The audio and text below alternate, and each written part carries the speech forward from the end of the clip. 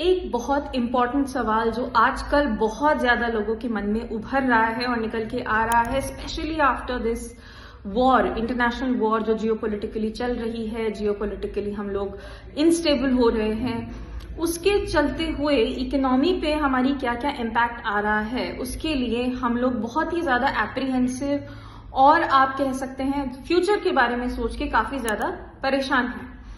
इसके साथ ही साथ हम लोगों को ये पता होना चाहिए कि इंडिया काफी ज्यादा गोल्ड खरीद रहा है और क्या दुनिया किसी ना किसी क्राइसिस पे जा रही है, हाँ कि ना, ये हमें शायद वॉर के कॉन्सिक्वेंसेस के बाद पता लगेगा। लेकिन पिछले कुछ सालों में अगर मैं बात करूं तो रिजर्व बैंक ऑफ इंडिया यानी कि जो हमारा सेंट्रल रिजर्व बैंक है, उसने काफी ज्यादा चुपचाप से अपने गोल्ड रिजर्व जो हैं वो काफी बढ़ा दिए हैं। इसके पीछे 3 महत्वपूर्ण कारण हैं।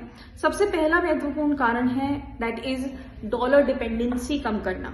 तो हम लोग जितना डॉलर पे डिपेंडेंसी कम करेंगे, यानी कि अगर ग्लोबल सैंक्शंस या करेंसी इंस्टेबिलिटी होती है तो गोल्ड एक बहुत ज्यादा सेफ रिजर्व है।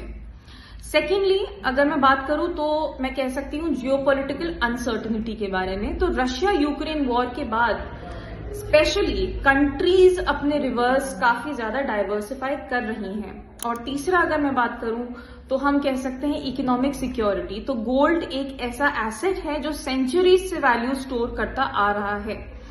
जियोपॉलिटिक्स का एक बहुत ही सिंपल रूल है कि जब करेंसीज पर ट्रस्ट कम होता है तो कंट्रीज गोल्ड खरीदना शुरू कर देती हैं।